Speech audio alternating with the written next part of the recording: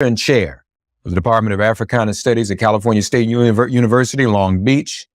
He is the chair of the organization US, International Association of Kawaida Organizations, executive director of the African American Cultural Center and the Kawaida Institute of Pan-African Studies, co-chair of the Black Community Clergy and Labor Alliance, the BCCLA, the author of the following essays on struggle, position, and analysis, Kawaida in Questions of Life and Struggle, Ma'at, the Moral Ideal in Ancient Egypt, a study in classical African ethics, author of the Introduction to Black Studies in the 4th edition now, the Husia, Sacred Wisdom of Ancient Egypt, Oduifu, the Ethical Teachings, and he's working on another major publication, a major work on the social and ethical philosophy of our dear ancestor Malcolm X, entitled The Liberation Ethics of Malcolm X, Critical Consciousness, Moral Grounding, and Transformative Struggle. He is the recipient of numerous awards given to him by the National Council for Black Studies. This is no small thing. We've seen the struggle in recent years, the assault on our education and our right to teach Black studies and for young people to learn it. But he has been awarded, as he continues in that struggle, awarded with the Paul Robeson Zora Neale Hurston Award for Scholarly Work of African World Culture and the CLR James Award for Outstanding Publication of Scholarly Works that advance the discipline of Africana and Black Studies, and the Presidential Award for Exemplary Service and Outstanding Contribution to the field of Black Studies. And he's also the author of the definitive work by Dr. Molefi Asante himself entitled Maulana Karenga, an Intellectual Portrait. But he is here this week as the creator of the Pan-African culture holiday celebrated by millions around the world, Kwanzaa, and the Nguzo Saba, the 7 principles. That's what Nguzo Saba means. And he's also authored the authoritative text entitled Kwanzaa, a celebration of family, community, and culture. We say, what's the news, Habari Gani, on this day of UJAMAA. UJAMAA, which means cooperative economics. It means to build and maintain our own stores, our own shops, and other businesses, and to profit from them together. Other folk do it, we can too. And so we say once again to Dr. Karenga on this day of 4th day of Kwanzaa, Habari Gani, Dr. Karenga, welcome back. UJAMAA, Reverend Maximilian, thank you for the invitation.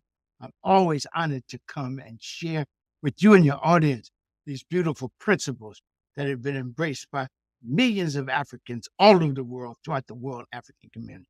One quick note, you said that I authored the book on me, but you meant Molefi Asante, Dr. Molefi Asante authored the book on Maulana Karenga, an Intellectual Portrait. All right.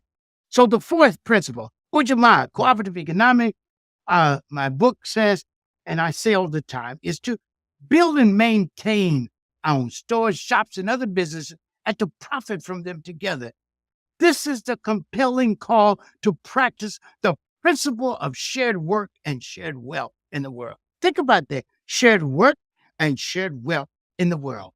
It begins with a call to build and maintain economic institutions, and by extension, engage in economic practices that address our needs and aspirations and represent our best values, Black people, our best values. And certainly the central value here are cooperation for common good and the collective sharing of that good. Again, the central values here are cooperation for common good and the collective sharing of that good. Now, the model which Kwanzaa raises and then Nguzo Saba teaches in this principle is the harvest, right? And in the whole of 7 principles, this is the harvest becomes the model and message. To harvest good, we plan together and then plant together the promising fields of our life and future together. We cultivate them together with love and care. We harvest them together with hope and anticipation of abundance. We joyfully share the good we have created, and we conscientiously set aside seeds of good for the future. That's the harvest, right? We plan together, we cultivate together, we harvest together, we share together, and yet we think of the future, setting aside seeds of good for the future.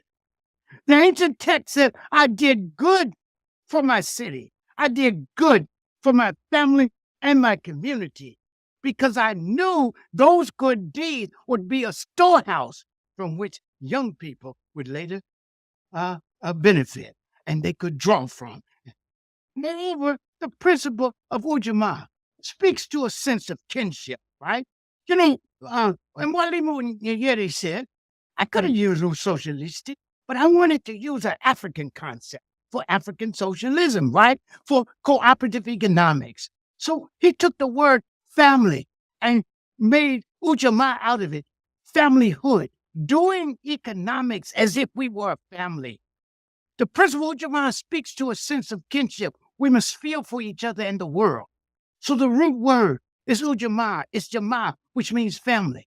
Therefore, it urges us to engage, I repeat, in economic practices which recognize and respect our kinship with each other, with other humans, and with the world. That's an important thing, a kinship with other humans and with the world. But first, we got to have kinship with ourselves. Don't ever forget that. We don't overleap Black people. We start with Black people, right?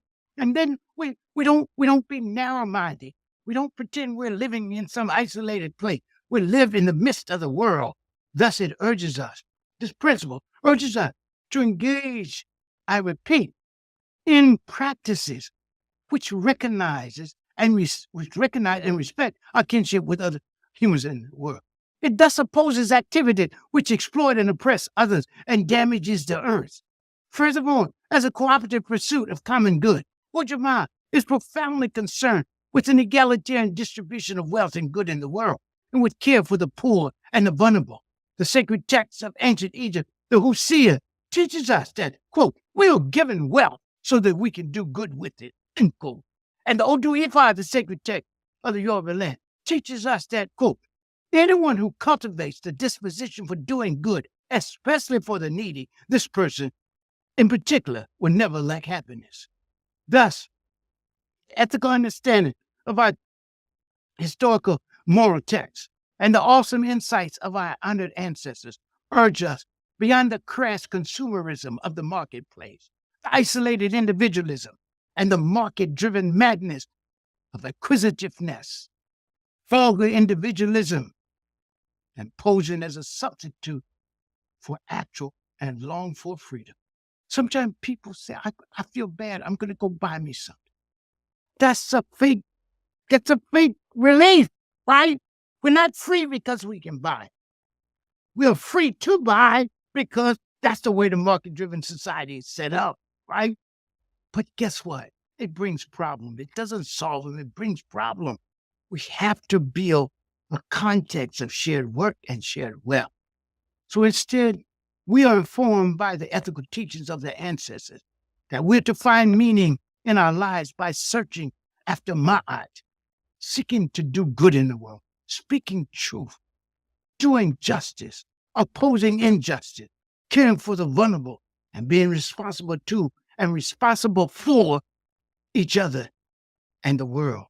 And thus, in the sacred text of ancient Egypt, Hara says that I was a refuge for the poor, a raft for the drowning, a ladder for those trapped in the pit of despair. I was a shade for the orphan, a helper for the widow. He said, one was always able to call on me. I'm one who speaks for the wretched, an assister in fortune, and aids the oppressed by excellent service and deeds. And he finally said, I gave food to the hungry, clothes to the naked. And I'm one who removes pain and suppresses wrongdoing, and who sustains the aged and eliminates the need of the have-nots. And then he concludes, said, my reward for this is being remembered for my virtue forever and ever. That is to say, for the good I've done and attempted in the world. That is what we struggle for, a world where everyone can share good, where everybody has a right and access to a life of dignity and decency, food, clothing, pure water, right? Can you imagine that's pure water? Health, housing, education, and even recreation. and the right to organize our labor, right? And a right to rightful treatment on the job and in separation, and the right to participate in any economic initiative we want, and the ability to do so. And so we talk about a new way of reimagining how we do economics with UJAMAA. But at the heart of it, this fundamental principle, shared work and shared wealth for all the shared goods in the world. Y'all, Dr. Karenga is I was talking to him the other day about being my elder, but all this energy he's giving, he's getting rougher every year, y'all. Y'all hear this? Plan and plant. Freedom is not our ability to buy. That's a false relief, folks. He said something. I hope you all are sharing these broadcasts with your friends and loved ones. A lot of you all call me and ask questions. What is Kwanzaa? How do we celebrate it? You're hearing it right here from the source. So please spread the word. We'll be back tomorrow with the principle of the day. Habari, Gani. The answer for today is UJAMAA.